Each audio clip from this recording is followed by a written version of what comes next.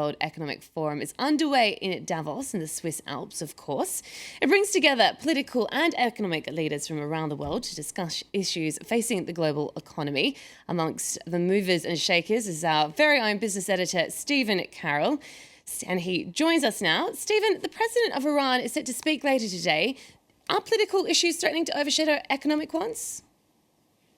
I mean, that was always going to be inevitable with President Hassan Rouhani's speech, which is happening in just over 2 hours here in Davos. It's entitled Iran in the World. We're expecting he'll touch on a whole range of themes. He may be telling us more about his feelings on the exclusion of Iran from those peace talks in Geneva, those Syria discussions that, of course, Iran was uninvited to earlier in the week. He's been speaking to French television, President Rouhani, speaking to Swiss television since he's arrived here. And he did say in that interview that he felt that they could improve relations with the United States after 3 decades of strained tension between the two countries. So some optimism there. He's also expected to use this meeting, though, to try and attract foreign investment to Iran. The Iranian economy hard hit by sanctions. Some of those sanctions have now been lifted after that nuclear deal. But what will be important about this is to hear President Rouhani on a world stage again. This is only his second major international speech since he took office.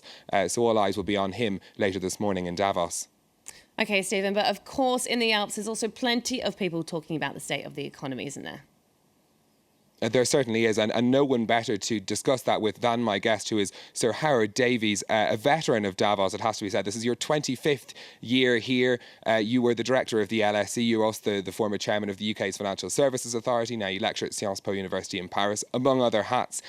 Why do people keep coming back to Davos?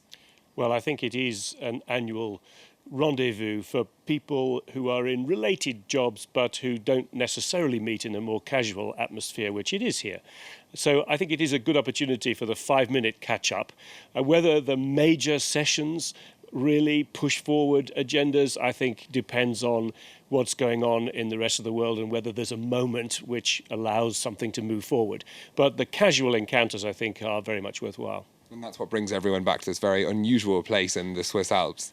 Indeed, it does. I think it is an odd choice, but Klaus Schwab deserves a lot of credit for having identified it as an opportunity at the right time of the year for everybody to get together at the beginning of a new year and see what business can be done. I'd like to ask you about some of your other areas of expertise, finance and banks in particular. The last year, banks have been, by one estimate, fined $43 billion for various kinds of misconduct. Do you think regulators are getting tougher, or are banks just making more mistakes?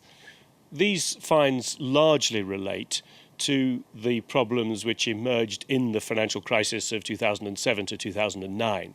So I don't think it would be right to say that banks have got worse in the last 3 or 4 years. Clearly, regulators have uncovered a lot of practices they now do not like the look of, which were perhaps in many cases accepted at the time. So what we're seeing is a delayed action response to the major crisis of 07-09, not, I think, a new set of issues. So do we think the banks are safer now? Have these protections been put in place, made a more stable financial system? I think we have to say that they are safer on the whole. The regulators have required banks to keep a larger capital cushion so that they can withstand larger losses in the future. Pre-crisis, banks really only had about 2% of equity, so if their loans went bad, they didn't have a lot to fall back on. So I think the system is somewhat safer than it was before, but there remain a lot of instabilities in the global economic system. So I think it would be a brave man who said we would never see another banking collapse. Can I ask you very briefly as well, you're chairperson of the UK's Airports Commission, Boris Island, this proposal for a new airport in London, is this dead in the water from your investigations? No, we're looking hard at it. It's a brave move, as they say in politics. It would be a massive investment, perhaps £100 billion. It would shift the economic geography of London, the southeast, eastwards towards the Thames estuary. So it's something that does need careful consideration, but it does have some high hurdles to jump.